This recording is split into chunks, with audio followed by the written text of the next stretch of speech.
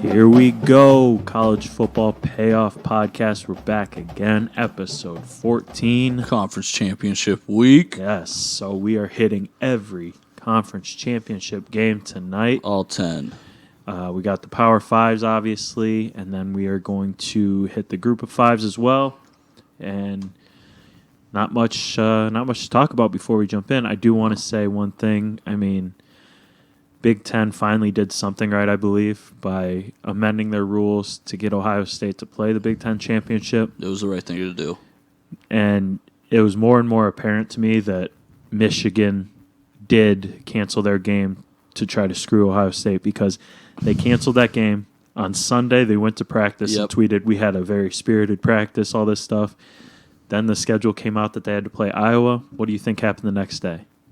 More positive tests within Michigan because they had to play Iowa. So Michigan, scared to play football right now. Don't know how Harbaugh still has a job there. Yeah, nobody knows how he is still coaching, but they're not winning. They're not recruiting. They're talking about an extension for him. They're running from games. Yeah, we just had the recruiting, the National Signing Day for this period. I think Ohio State had the second best class right behind Bama. LSU was up there as well, but Michigan is just losing on every aspect of football, college football right now. Yes. So we will not be talking about them today because we are focusing all on conference championships. And let's just get right into it because I know that's why people are here, right? Okay, so we will start with our Power 5 conference championship games first, and then we'll dive into the other games as well. So I'm going to kick it off. We got the Big Ten championship. This game is noon on Saturday. It's usually a night game, but they're playing at noon. On Fox, it's number 14 Northwestern against number 4 Ohio State. The Buckeyes are 20.5-point favorites. Over-under is set at 57. And like I said, the Big Ten finally did something right for once, changing their policies to let Ohio State in to play for the championship. First, the right thing Kevin Warren's done all year. Yes. Michigan backed out, tried to screw the Buckeyes, but the conference said, you know what? They're a college football playoff team right now, and we need to back that, get them into the playoff because it's good for our conference, which is common sense. And actually, the head coach of Northwestern, Pat Fitzgerald, listening to him talk all week, he was all for Ohio State. I mean, he sounds more like a Buckeye fan than a coach about to play against the Buckeyes for a championship. I think the Big Ten is finally not taking Ohio State for granted anymore. They know how much that team in that program matters to their conference. Yeah, Barry Alvarez, the AD at Wisconsin, was already speaking highly of them.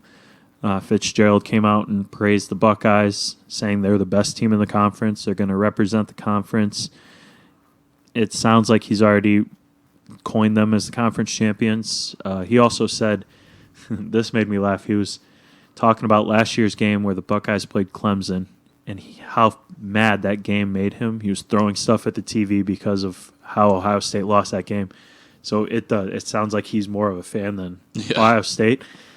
I don't think that sounds very well for a coach of a team playing that team for a conference championship.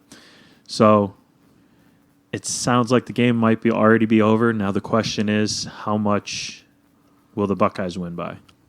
So we know this. We know a win secures the spot in the playoffs for the Buckeyes. And then you have 2 and 3 playing in the ACC championship game, one that you'll get into later. It's almost certainly going to be the Buckeyes against the winner of that game at 2 and 3. Yes. So do the Buckeyes go out and try to cover here? Absolutely. Because they need to show up and they want to get the second seed, even though home and away doesn't really matter, but it does matter when you can, win the coin toss, things like that. You can kind of control more aspects of the game in a playoff as being the home seed. So they need to show up. They need to prove, they are one of the best in the country. And we know Ohio State has one of the best offenses. They put up 46 points a game, which is 4th in the nation. But Northwestern's defense is also one of the best in the country. They only give up 15 points a game, which is 2nd.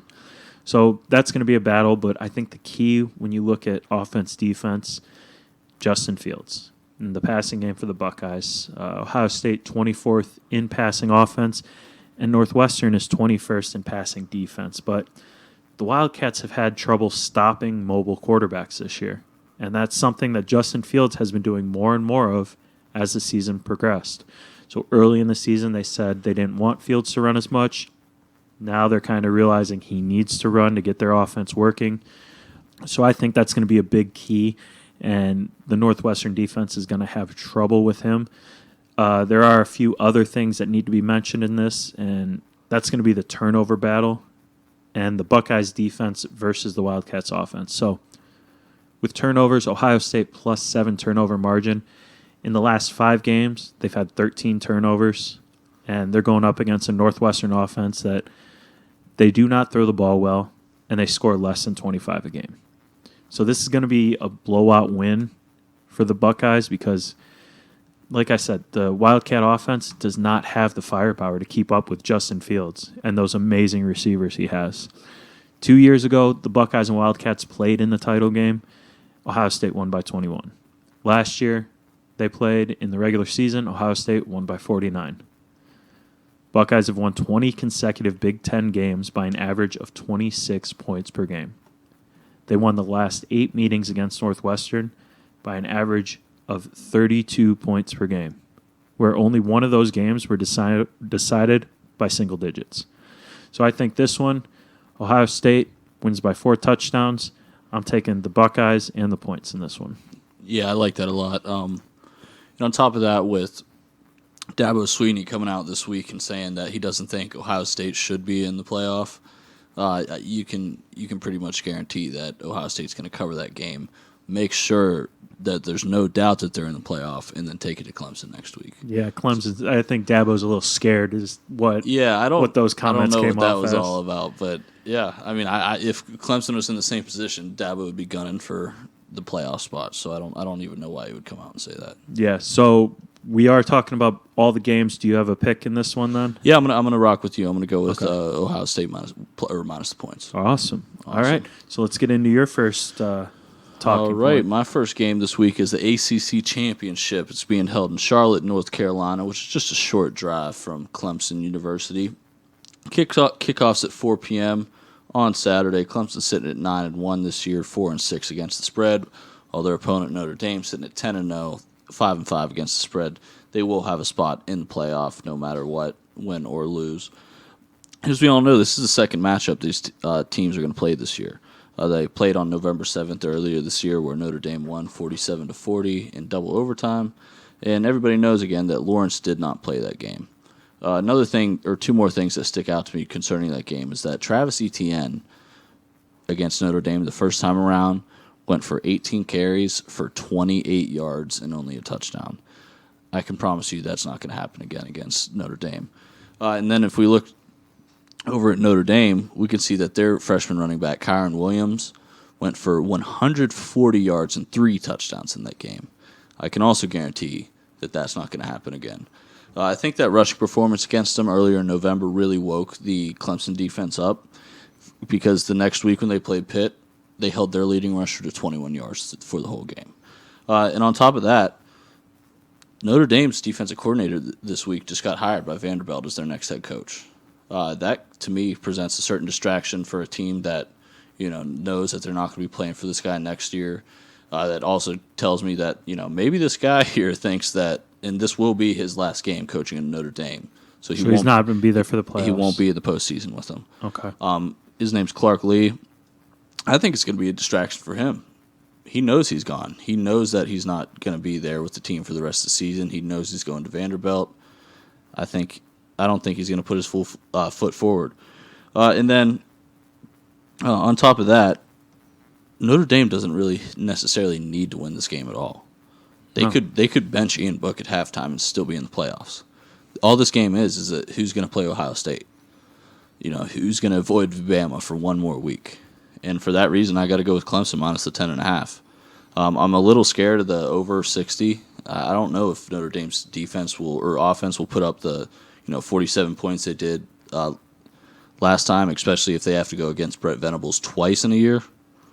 The only pick I can go here is Clemson minus 10.5. That's exactly what I would play. Clemson minus 10.5. You mentioned ETN. I think part of the reason why he was held in check in that game was due to the fact that Trevor Lawrence wasn't there, so they keyed on ETN. Yes. And now you have Trevor Lawrence there. He had to stand there and watch his team lose, watch Notre Dame fans storm the field. I mean, that still was the most embarrassing. Dabo remembers that too. And Trevor Lawrence is a competitor, so I think he comes out in this game. He has something to prove. Like, hey, you beat us without me. Now you get to play me. It's not going to happen this time. I'll rock with Clemson and the points. That's a good pick. Okay, we are moving on. I got another Power 5 conference. I'm going Big 12. So Saturday, noon on ABC, we got number 10 Oklahoma, 5.5-point favorites against number 6 Iowa State. The over-under is 58. I believe this game is in Texas at the Cowboys Stadium. So a big part of me wants Iowa State to win this game. It's a chance to stop the four-peat of Oklahoma as Big 12 champions. It's only 4? I thought it would be like 10 by now. Well, no, because this is the 4th championship game since returning to actual championship format. Yes. So they've won championships, but I'm talking about the actual championship game. Right, okay. Yeah. Cool. And it's Iowa State's chance to win their very first Big 12 title, which would be their first conference championship of any kind since 1912. And possibly this is a chance for Iowa State to sneak into the top 4, if things happen the right way. Sneak into that top 4 somehow. I mean, there's a lot that has to happen, but they're the Big 12's best chance at getting in. Yeah, agree. But only chance. Yeah, the other part of me takes over, slaps me around a bit, says, you're wrong. This is Oklahoma in a Big 12 title game. And if memory serves me correctly, they won the past 3 each year by a touchdown or more. And they always find a way to win. Yes. I mean, Baylor should have won that Big 12 championship game last year. They should have been in the playoffs for the Big 12. But somehow at the end, Oklahoma found a way. They won, and they won by a touchdown. Yes. So I think we'll be seeing much more of that this year. The Sooners, they continue to look better and better after dropping those first 2 conference games early in the season. Even though one of those losses was to this Iowa State team, they lost by 3. That was a different Oklahoma squad, and that was a younger, less mature Spencer Rattler. And he has shown he is a lot better than that game. He has over 2,500 yards passing, 24 touchdowns on the year. He continues to be that next great product from the Lincoln Riley's quarterback U. I mean, Riley is another aspect of this game, actually, if you think about it. It's going to benefit the Sooners big time because Oklahoma has not played in a game since December 5th. They have been given ample time to game plan, and we know Lincoln Riley is one of the coaching masterminds in the NCAA. So when it comes to game planning, he's got time. Wheels are turning in his head. He's going to come up with something good. Also, this team did not have running back Ramondre Stevenson last time they played the Iowa State. So since returning, Stevenson missed the first 5 games. He's had 400 yards and 6 touchdowns in just 4 games. Oklahoma will also have one of the conference's best pass rushers in Ronnie Perkins, who also missed the first game against Iowa State. Now let's not downfall Iowa State too bad here. They had an incredible season, and it's that fairy tale story. You know, Brock Purdy, he was brought to this program to lead them back from the dead, and he has. I mean, he's brought them into relativity. He has over 2,200 yards on the season with 17 touchdowns, and running back Breece Hall was also a huge factor. He has over 1,300 yards with 17 touchdowns. So a lot of people want to see Iowa State in the playoff, and I think they are not getting as much credit as they should. But I think that inexperience is going to bite the Cyclones here, unfortunately. Oklahoma knows what to expect going into a conference title game. at a neutral location. Lincoln Riley already played this team once, and when a coach like this loses to the team early in the year, he's not going to lose to him again. It's also worth noting that Oklahoma is 5-1 against the spread in their last 6 games as favorite. Iowa State 0-5 against the spread in their last 5 neutral site games. We're going Boomer Sooner and the points, and we are not going to have a Big 12 team in the playoff this year. We're going Oklahoma -5.5. I'm with you on that. I'm going with Oklahoma too. It's the only side I can take. Yep, absolutely. And I know I don't know about conference championship games because I haven't seen Iowa State playing. They've one never of these. been in one, yeah. But I know for bowl season at least, the last 2 or 3 years they have just disappointed me when it's come to covering. So Postseason, yep. Yep. All right.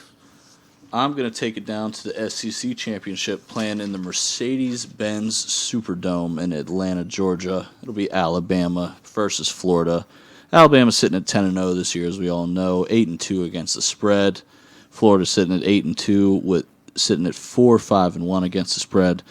The spread is Alabama -17, over under 74.5, 8 p.m. kickoff. And we all saw last week, Florida blew their shot at the playoff. I mean, there is absolutely zero. I think even if they beat Alabama, there's no way they get in. There's no way they can jump Texas A&M at this point. Well, so it almost seems like the committee wants to keep that chance alive because they only dropped Florida by 1 spot. Well, Florida still has to go in ahead of Iowa State, and I only think that because Iowa State lost to a Group of 5 school earlier this year. I mean, no matter what, that's just unacceptable. So think about it. Iowa State loses to Oklahoma. Florida somehow beats Bama. Jump Texas A&M then?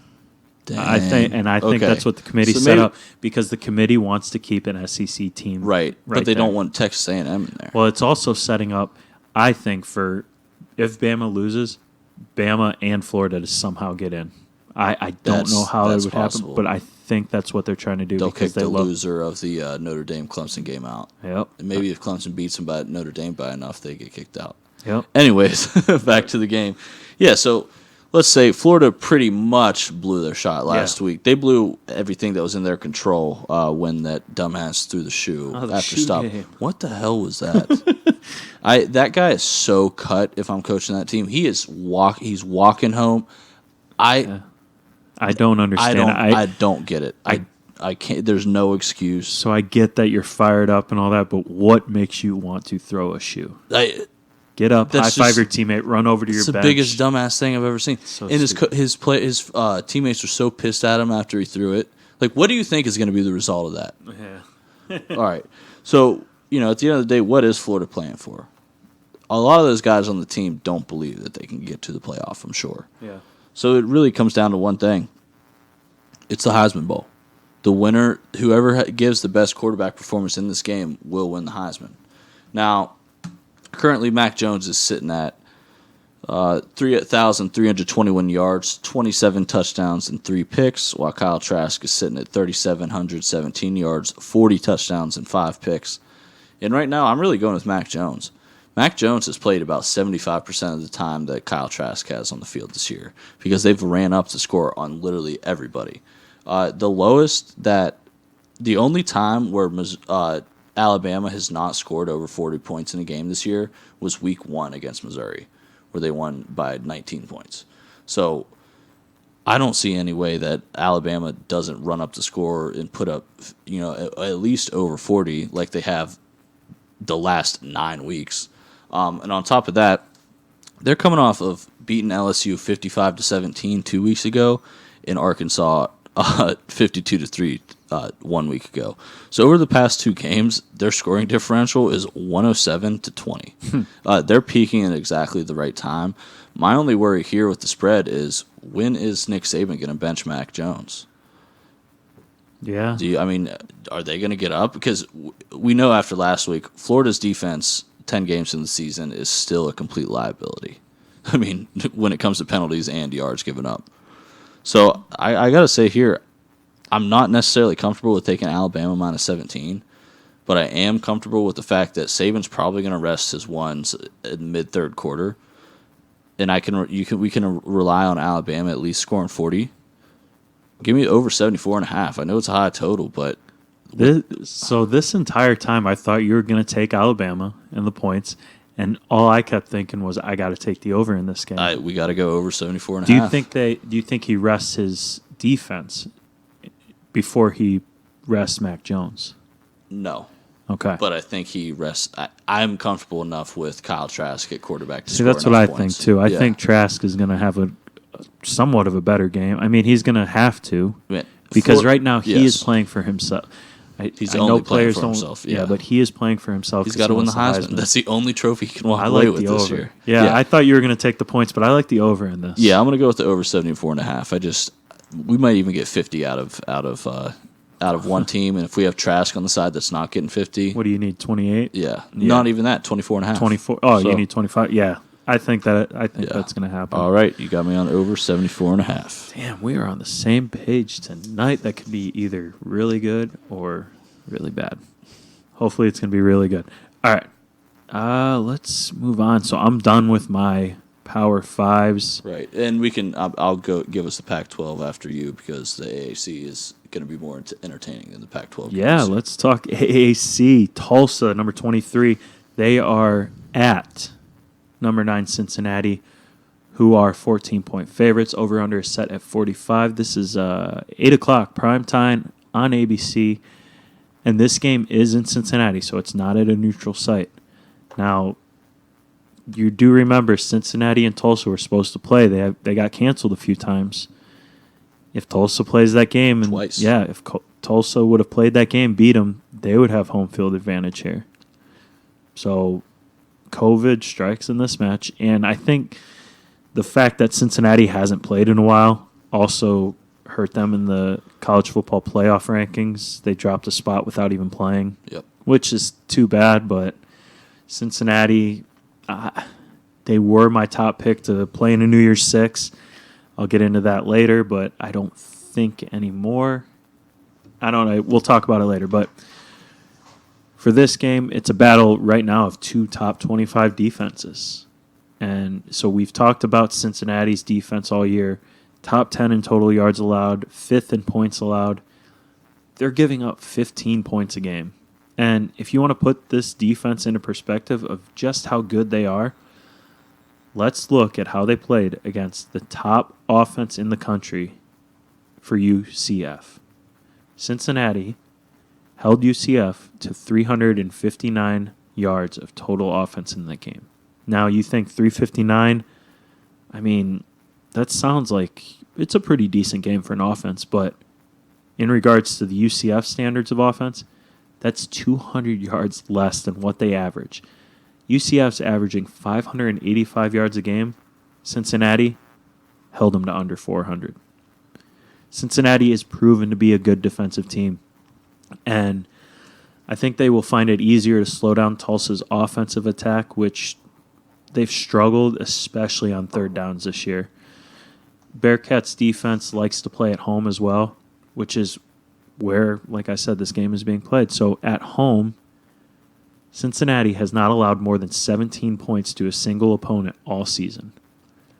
Their offense has been pretty good at home, but let's not sleep on that Tulsa defense. Tulsa allows less than 20 points per game, and they're top 20 in yards allowed.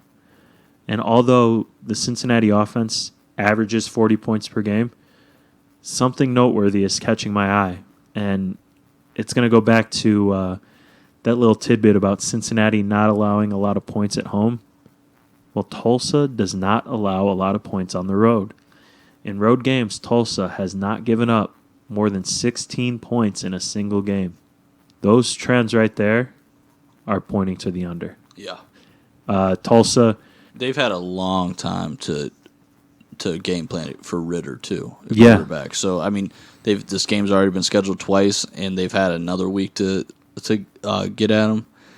Yeah, I think this point's under. Yeah, the road team plays stellar defense on the road. The home team plays stellar defense at home. Tulsa's 5-2 on unders this season. Cincinnati has hit the under 10 of the last 13 games played at home. I'm going under 45 in this one. 45 is a weird number, but yeah, no, I'm going to go under 45. I I'll can't rock back. with you for this. Yeah, I don't want to back aside at 14 points. Yeah. if I were to do that, it would be Cincinnati, but I think that's going to be a little sweaty. So Yeah. I'm going to say under 45. Awesome. Perfect. All right, I'm going to take it to the last Power 5. Well, it's not a real Power 5 conference, but we'll call it that. We're going to look at the Pac-12 championship. The 3-2 Oregon Ducks are traveling to L.A. to take on the 5-0 USC Trojans.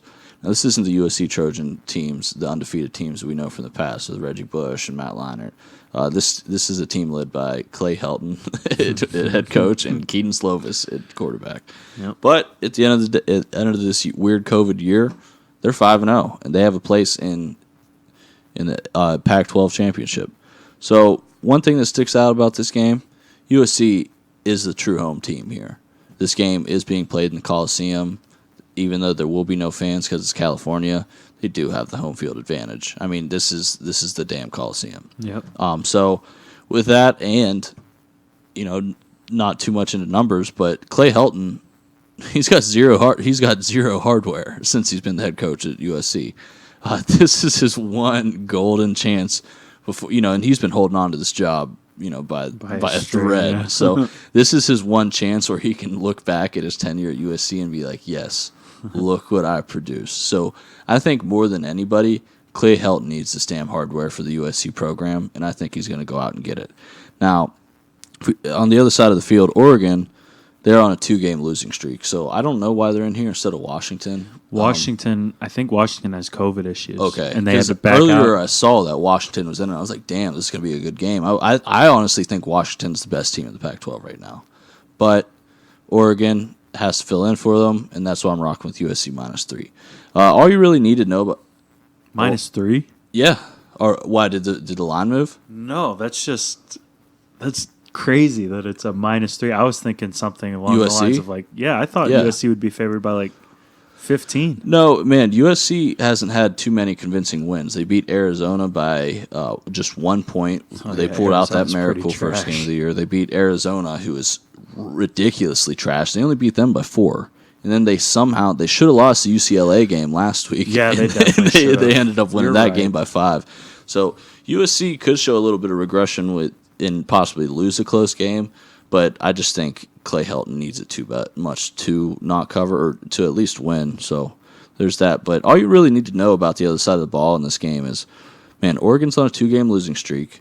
They lost to Cal by 4 points last week, and at the end of the day, they lost to Oregon State. They lost the Civil War this year. Oh, I don't know if we're allowed to call it the Civil War anymore. We're allowing it on this podcast. So the Civil War is the rivalry game between Oregon State and Oregon. Man, Oregon let it go this year, and I think that's all that you need to know about the heart of that team. With Keaton Slovis at quarterback for USC, he's got over 1,600 yards, 15 touchdowns, and 4 interceptions. I don't like to pick too much, but I'm going to go with USC -3 since we're giving picks for every game. What's the total? 62.5. Man, I just can't trust Oregon enough to score that many points. So you're going USC -3. I'm going to go the under 62.5 cool. then. Awesome. Yep. Yeah, like you said, and I watched that USC-UCLA game last week, and it's painful to watch Pac-12 football at this point. If Washington's in this game, then I'm taking Washington by 10 points. Yeah. But Oregon is just not the Oregon you're used to seeing. So, yeah, I'll stick with the under. You got the points. Good call. All right. So we are done with the Power Fives. I'm going to move on to another group of 5. I mean, a pretty good matchup in the Sun Belt, which is Saturday, 3:30 on ESPN. It's number 19 Louisiana at number 12 Coastal Carolina. Coastal's 3.5-point favorite. Over/under set at 55. And this is a rematch from the October matchup between these two teams, and it's going to determine, obviously, the Sun Belt Championship, but also Coastal's bid for a New Year's Six Bowl. So in that first matchup, Coastal snuck out with a 3-point win on the road, 40-yard game-winning field goal with 4 seconds left. That was in Louisiana. I think the previous game is the reason for the spread on this one. The spread should be bigger because Coastal beat Louisiana on the road, and they get to play at home in this one. They're undefeated, coming off a pretty big win.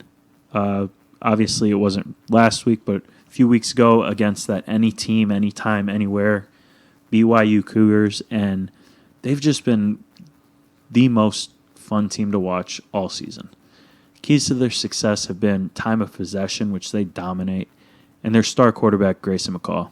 He's thrown for over 2,100 yards, 23 touchdowns, only 2 interceptions. The Mullets have had a great season, and Jamie Chadwell was rewarded. He has an extension, just signed it, through 2027.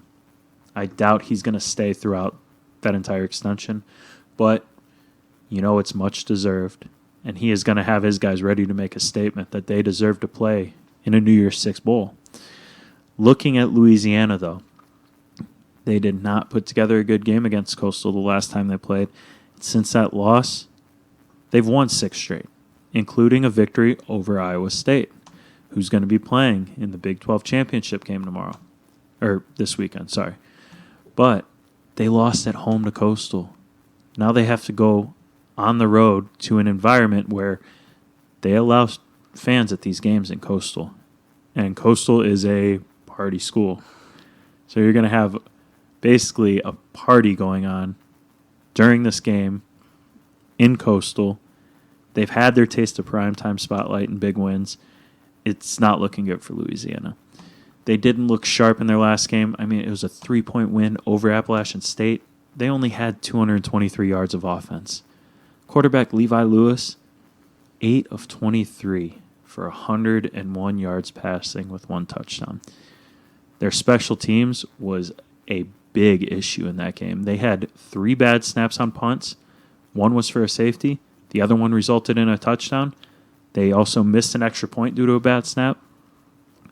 They've had an extra week to prepare and fix those issues, but I don't think you can fix the issues going on at quarterback, and I think that's going to be the deciding factor in this one. McCall, head above heels better than Lewis. That's going to be your difference right there. Coastal has only 1 game at home that was decided by less than a touchdown, and that was against BYU. It was still 5 points. Coastal's very good at home. They win this by at least a touchdown. We're going Coastal minus 3.5. Yeah, I'll go with Coastal minus 3.5. What are you thinking? That Louisiana quarterback is very good. Man, he's really good. I can't underestimate him. And Louisiana has a win over a Power 5 school this year. Over Iowa State. Man, I have to go with Coastal because they're minus 3, right? Or 3.5. 3.5. 24-20 sounds good. Yeah, I mean, Coastal is not going to finish this Cinderella season without a championship. That's for sure. But this Raging Cajun team that's coached by Bill Napier, man, they're no joke. They're not just going to roll over. This might be one of the best conference games this week. Yeah, outside of Clemson, Notre Dame, this might be the most entertaining one to watch. I don't like us agreeing like we have been on this podcast, but I'll rock with you again. Coastal minus 3.5. Give it to me. I think the big thing is that Louisiana lost to Coastal at home, and now they have to go to Coastal to play. So I think that's your one deciding factor because it's going to be rowdy at that place. But also looking at it, for that Coastal Louisiana game, Louisiana was a touchdown favorite. And now they're a 3-point underdog. There's not too many scenarios where you can see swings like that in one season where there's 2 matchups. It's something to look at, but I still gotta rock with the Mullets. Yeah. All right. Cool. So what do you have? All right, we're going to go from one of the possibly best conference championship games of the week to probably the worst one. This is the Conference USA Championship. UAB sitting at 5-3 is going to be playing Marshall versus that's 7-1. UAB has been an absolutely terrible cover team this year. They're 2-6 against the spread, while Marshall's been pretty good at least until a couple weeks ago. Right now, Marshall's sitting at 5-3 against the spread. The game will be played in Huntington, West Virginia, at Marshall's home field. This is West Virginia. There will be fans there. It's going to be a night kick for them too. Doc Holliday in these postseason games for Marshall has a history of blowing out their opponents. Now, Marshall was undefeated 7-0 until their last game against Rice. up until that point, Grant Wells, their true freshman quarterback, threw for 16 touchdowns and 4 interceptions throughout the year. Pretty solid for a true freshman quarterback. Well, it wasn't that case against Rice. Their only loss, where they got shut out 20-0, because Grant Wells more than doubled his interception total last game. So he's now sitting at 9 interceptions on the season. I personally was waiting for this to happen I know I gave out Marshall on the podcast, so I can't say that. But this quarterback, Wells, is a true freshman. He's bound to blow one game. Yeah. And he had a perfect 7-0 season, blew the one game to Rice. He threw 5 picks. And I just don't see that happening again. This is going to be a game of rushing. Spencer Brown for the UAB Blazers, he's got 740 yards and 10 touchdowns this year. And on the other side of the field, Brendan Knox from Marshall has 820 yards and 9 touchdowns. Off of the Wells' performance last week, I think Marshall's going to be looking a lot more towards Knox to run the ball. And UAB's quarterback isn't that great, sitting at 7 touchdowns and 8 interceptions this year. They're going to be handing the ball off to Spencer Brown, who is in his senior year, and he is the all-time leading rusher in yards and touchdowns at UAB. So we can expect the ball to be on the ground a lot this year. And that bids well for Marshall. Marshall's defense, even though with their debacle a week ago, is only allowing 11.4 points per game this year. That's ridiculous through 8 games. And they're only allowing 73 yards rushing. I would look at the under here. It's 42, but I'm a lot better. I feel a lot more comfortable taking Marshall minus 5.5. Man, we could see a 24-10 game. Yeah, I mean, the under is enticing, but I might take the under too. You want to take them both? I'll take them both. I'm going to take. You know what? I'm going to take the under, but I'm not. I'm going to take both of these. I don't know if I'm going to take Marshall even. Yeah, I mean, if they didn't have the game against Rice, then you would easily take Marshall. But now, I don't. I might be going UAB. All right, man, that's okay. I'm going to go UAB in this one, but we're both going to go the under. Be on the under. All yeah, right. but I'm going UAB. Cool. I don't know. That Rice game scares me, man. Yeah, I mean, I don't know. How does that happen? But it's conference championship. Let's get something going. All right, my last game. I'm saving the best for last. Maction. Yes. Friday night Maction. 7:30 ESPN. Ball State against Buffalo at Ford Field. So we're in a dome. Buffalo's a 13.5-point favorite. Over under 67.5. And Maction, I'm glad they came back because it's been a wild season. We started that very first week. There was a power outage in a game just before halftime. So they sent everyone to the locker room, came out, said, hey, we got the lights on. Play the last minute 50. We'll drop that, and then we'll start the next half. Yes. Only in the MAC. We've had a crazy lateral play where the opposing team was on the field, and it was just one of the craziest lateral plays. Did you see that guy get nailed towards the end of it? Man, that guy got blown up. You have a full team on the field, a coach telling his guy to go. The guy scores. It's an illegal forward pass. That actually involved Ball State. They won the game to advance. That win put them in this championship game. And then, not to mention, we've also had a running back that ran for 8 touchdowns and 400 yards in one game. That running back was the Buffalo lead running back, Jarrett Patterson. He did that on 36 carries. So you break that down, that's an average of 11.4 yards per carry. Patterson and the Bills, Patterson and the Bulls running game is going to be the real story in this one. He's only 5'9", 195 pounds. He has over 1,000 yards rushing in only 5 games. He also has 18 touchdowns. His backup, Kevin Marks Jr., 500 yards, 5 touchdowns in 5 games. So they're both averaging at least 100 and a touchdown a game. Yes. Those two, I mean, because they have those two, Buffalo is top in the nation in rushing. They're 344 yards a game on the ground. And that offense is putting up over 50 points a game. They have the 3rd best red zone offense in the nation. They score on 95% of the red zone trips that they make. Their defense only allows 21 points a game, and they're 36th in stopping the pass, giving up just over 200 yards passing per game. The passing defense is going to be key in this one because that's the only way that Ball State is going to be able to move the ball, because their top running back, Caleb Huntley, has opted out of the remainder of the season to prepare for the NFL draft. So he finishes his Ball State career as the 7th ranked rusher in school history. And he just opted out. That speaks volumes. That's screaming at me right now. Yep. On defense, Ball State giving up 27 points per game, around 150 yards per game on the ground, but Ball State did give up over 200 rushing yards last week to Western Michigan. I mean, Buffalo hasn't won a game by less than 19 points all season.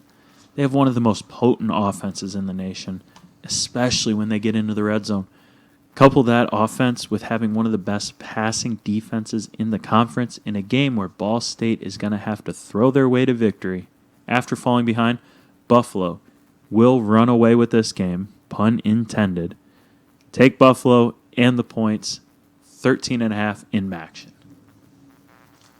Yeah, I'm with it. Buffalo minus 13.5. Yeah. It's the only side I can take. Yep. I mean, Jarrett Patterson's just a beast. Yeah. Alrighty, for the last game of the pod, Conference Championship Week, we're going to look at the Mountain West Championship. That's going to be 5-1 Boise State playing the 6-0 San Jose State Spartans. This is Saturday at 4:15 p.m. Eastern kickoff, 1:15 local. And it's in Las Vegas, Nevada, Sin City. That's fun. So currently this year, Boise State is 3-3 against the spread, while San Jose State is sitting at 5-0-1. They've been undervalued all year in the eyes of Vegas, and they're undervalued here because they're catching 6.5 points. I don't know why Boise's favored in this game.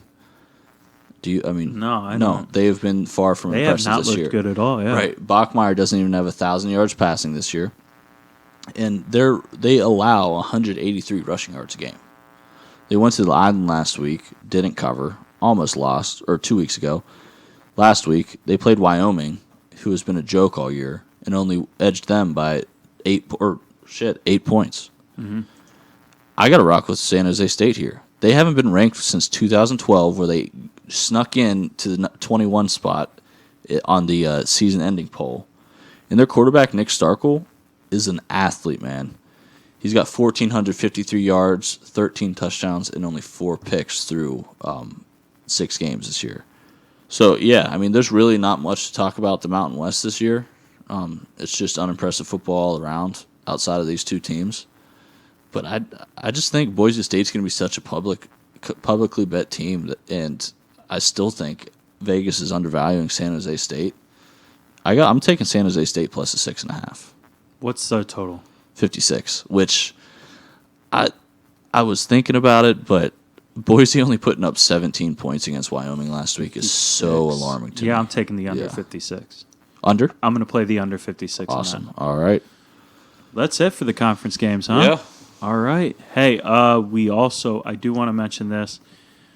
We are going to do every single bowl game, but we are recording next Tuesday. Yes. So that's the 22nd. So there are a few games that are on the schedule that we are not going to get to by the time there's a game on the 21st, and we do have 2 on the 22nd. So we got 3 games there.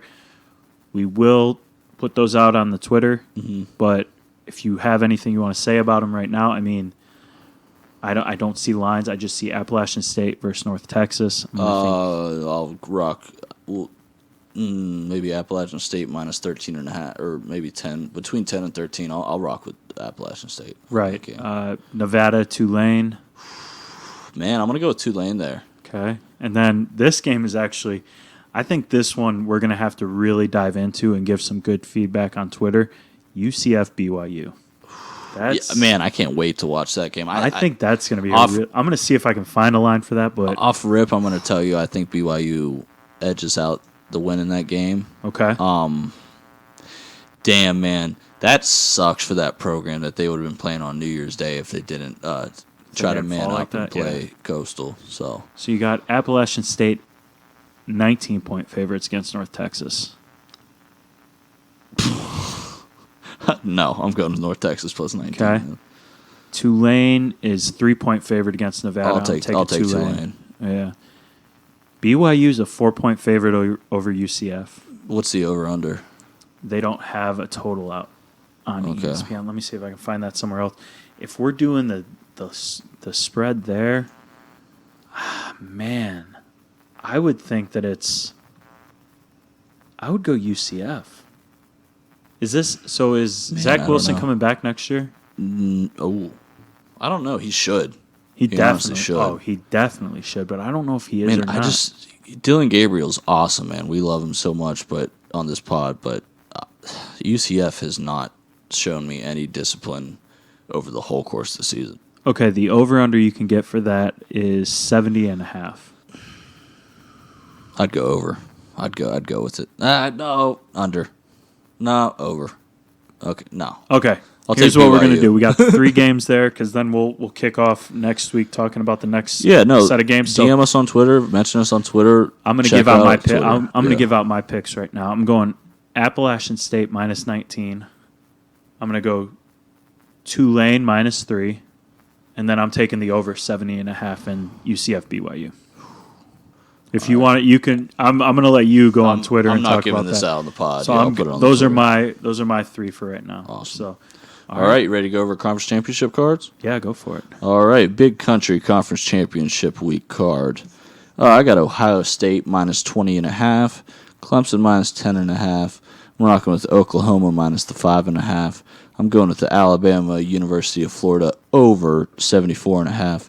Tulsa Cincy under 45. USC minus 3. Coastal minus 3.5. Marshall minus 5.5. Marshall and UAB under 42. Buffalo minus 13.5. And San Jose State plus 6.5. Very nice. All right, good. So my card, I'm going to start with the games that I reviewed and then piggybacked off of yours. So going top to bottom here, we are doing Ohio State minus 20.5 in the Big Ten Championship. Oklahoma minus 5.5 in the Big 12 Championship. The under 45 in the AAC Championship between Tulsa and Cincinnati. Coastal minus 3.5 in the Sun Belt against Louisiana. And Maction, Buffalo minus 13.5 over Ball State. Awesome. Well, there you go, guys. Conference Championship Week is upon us. So we will knock these out. And then next Tuesday, we are going to record, whatever you want to call it. Over Zoom. Yes. We will be with our families over the holidays. But it is our bowl pick special. Yeah, we cannot let the bowls slip. So we will have some great stats and some great picks for you going into bowl season. I think they're actually labeling it bowl season this year. It's only what we've been calling it for the last 20 years. So be sure to look out on Twitter. We will be giving those 3 games that we're going to miss. Yes, we will have some picks there. But find me personally at Big Country Bets. I'm at the Accountant Bets. And the pod is at CF Payoff Pod on Twitter. And YouTube. So follow, like, subscribe. Find us on Spotify and Twitter. iTunes. Spotify and iTunes. Wherever you find podcasts, we're there. Subscribe, rate, review, everything, and most of all, guys. share, guys. Yep. All right, that's it for me. You got anything else? I'm good. All right. Well, that'll do it. Happy weekend. Happy betting.